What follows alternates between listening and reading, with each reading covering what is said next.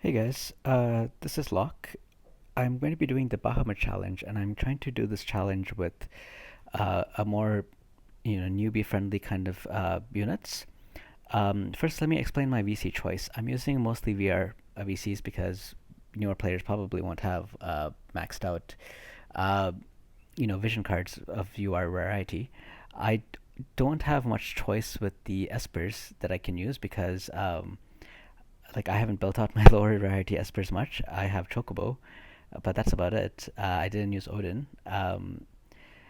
And as for the units that I'm using, I recommended that people use, Yuna and Titus and Nivlu.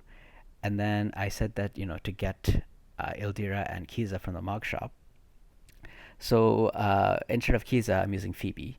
But I am using those five units I recommended. Their TMRs is what I've switched around on different players.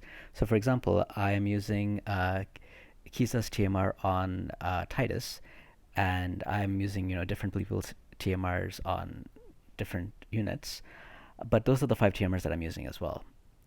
So I put the initial placement on because I wanted to switch everybody around to make sure that Niblu is able to use Yuna's TMR on turn one.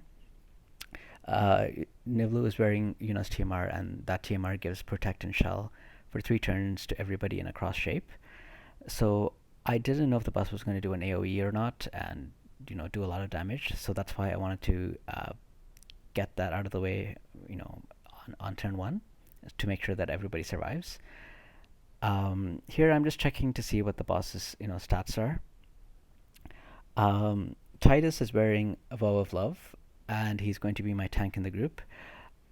He also his LB is also very useful because it does 4 hits, which is enough to take care of the requirement to do 3 elemental hits. That's one of the conditions to clear the stage. Um, Nevlu is set to time mage sub job. She will be doing her offensive support stuff mostly. I will go into it as she does her thing. Ildira is set to Spellblade subjob, which gives her access to the magic resist skill she just used. That gives Titus, it increases its availability by a lot. Because Titus is going to be using, like, he's going to be tanking, he's probably going to be the one taking the most damage. That's why I use Re-Raise on him instead of my more squishier characters because I'm only expecting him to be taking damage. So I move him right to the front, and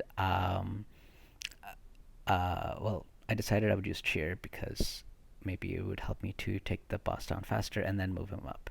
So when he's moved up there, I would expect the boss to only attack him, in that direction, and everyone else should not be taking damage. Um, that's oh, so for Yuna, I I decided that she will play a dual role. She will also be curing, like she'll be healing, and she'll also be a damage dealer because she's light type and does extra damage to dark type bosses. With Nivlu, so one of the useful things that she can do is slow shot, which reduces the opponent's agility. The boss's agility happened to be 320 before. Now it's 296. This is actually with his like he already has a buff that increased his agility from 120 to 320.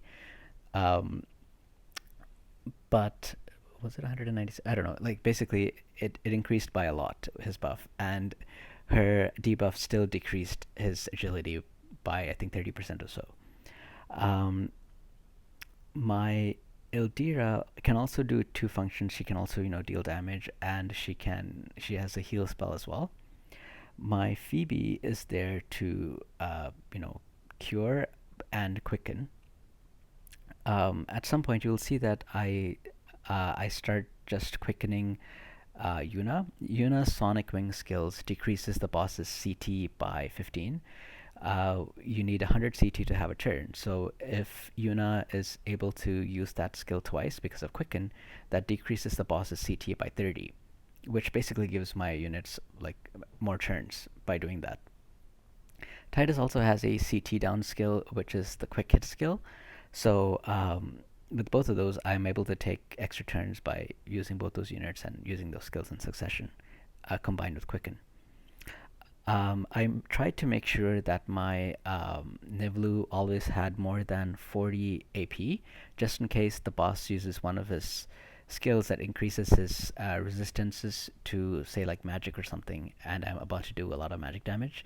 So if he increases his magic resistance by 80% and Nivlu gets to go, she will use her Dispel Spread buff to remove his resistances so that my Yuna and Ildira could do their damage. Um, that's really it for my tactics. Uh, like I just keep repeating those steps over and over until the boss is down. There isn't too much more for me to say here. Um, I don't expect people to be able to do this within a week. This is, I think, supposed to be a little bit more harder content, because this is with the anniversary, and that's supposed to getting a second awakening. But I wanted to say that these are units that are recommended, and I really believe that these are good units. I really believe that Nivlu is very good, not only for like a PvP content, but also for PvE, because she's able to dispel these buffs. She's able to slow the boss down. It was also very helpful for Ilfred as well, who starts with 142 agility, and her slow shot, makes it more movable, like a more agility that I was more able to handle. I forget what number it was when she cast her debuff. Um, but yeah, I mean, like this team was able to take on all three of these bosses, and I think this is supposed to be the hardest one. I mean, I can post the other videos if you want to see them as well, but I think this one was the hardest one. So this is the one I decided to post. Um, there are other ways to beat this boss as well. For example, you could bring Kiza, and you can use Steal Time to reduce the boss's CT by a certain amount. Like it'll reduce the boss's CT by a half of what he has. So if he has 80 CT, it'll go down to 40. If he has like 20 CT, it'll only go down to 10. So you could time it to reduce the boss's CT when it's nearly full, and keep chaining the boss with it, like a mono element attack or something, and defeat him that way.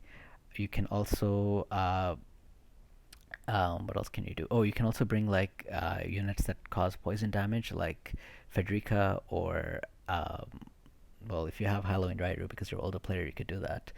But I, I think like maybe Mediana has poison. I don't remember. I have to go take a look at it. But I wanted to show you that you could do it with the units that I recommended that you just start the game with. I didn't tell you to start the game because I was thinking of this content. It just so happens that I can do this content with those units. I think with these units you can do most um, PvE content. Maybe like the really difficult things you can't, but for a starter account, I really believe these are great units. So that's why I recommended that you reroll for Yuna. Try to get the Bahamut VC if you can. Get Yuna and Titus up to level 99 as soon as you can. And then I recommended that you use your select shards and tickets for Nivlu. And then I also said to get you from the Mog Metal Shop, get Ildira and Kiza, and you have this team. Phoebe is a SR unit that I think is great. I think that you guys should build her as well.